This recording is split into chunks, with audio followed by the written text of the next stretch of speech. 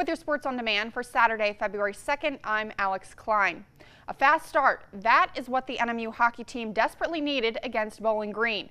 The pregame talks were delivered and the Wildcats responded. The Wildcats scored that all-important first goal a little more than halfway through the first period.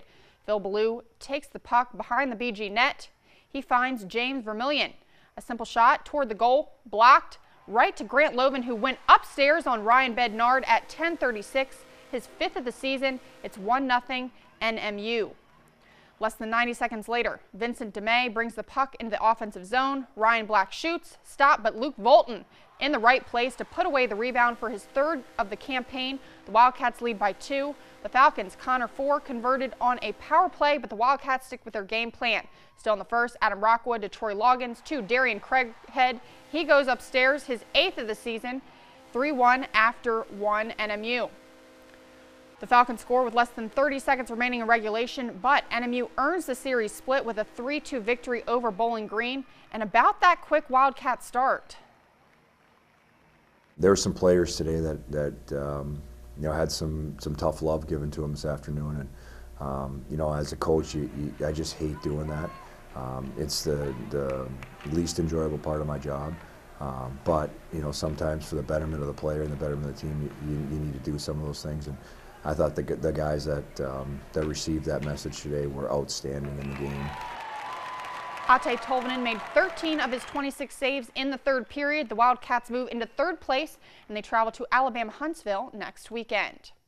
Elsewhere in the WCHA, it's Lake Superior State over Ferris State 4-2 for the weekend sweep, and Minnesota State blanks Alabama Huntsville 4-0. And in high school hockey at the MIHL Showcase, Houghton defeats Warren De La Salle 5-1, and Hancock takes down Livonia Churchill in a shootout 3-2. Peter Anderson scored 2 goals, and Trevor Cheetah had 1 in the shootout. And Calumet falls to Heartland 5-3. The Upper Peninsula High School individual boys bowling finals took place in Marquette. Here's last year's champion Zach Spera of Iron Mountain finding the line for a strike.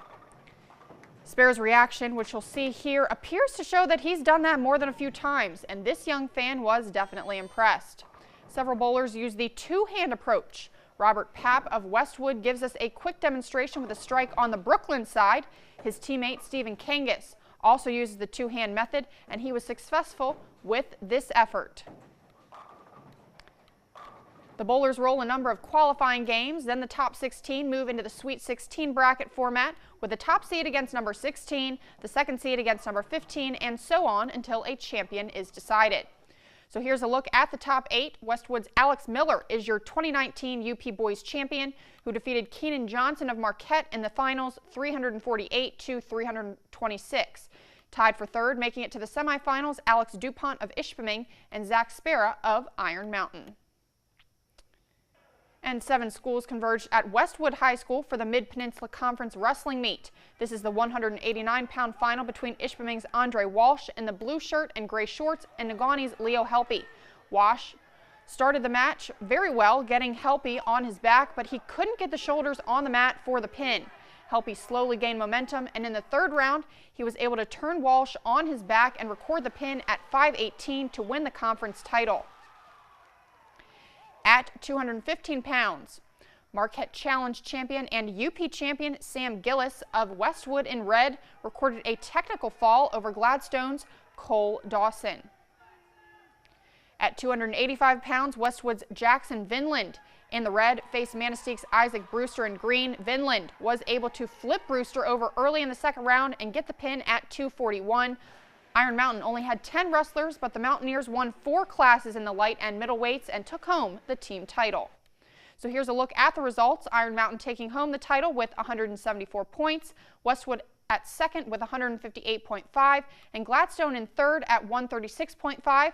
Negaunee was 4th just under 100 points, followed by Ishpeming, Manistique, and lastly Gwynn. The Marquette Senior High School gym was full of school spirit today for the Marquette Competitive Cheerleading Invitational. 5 schools competed, including both high school and middle school squads.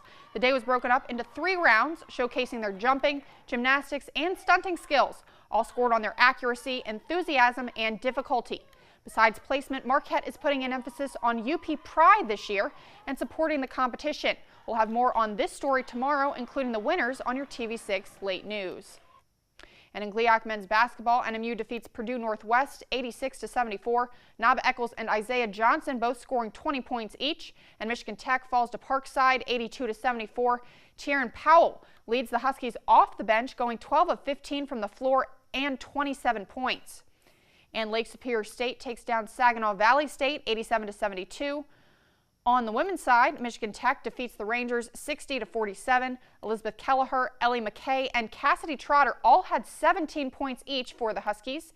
And NMU claws past the Pride 44-40 in a lowest scoring affair. NMU and Michigan Tech are tied for first in the GLIAC North, and the Lakers fall to the Cardinals 66-52. And in high school boys basketball, Wakefield gets past Ontonagon 41-37.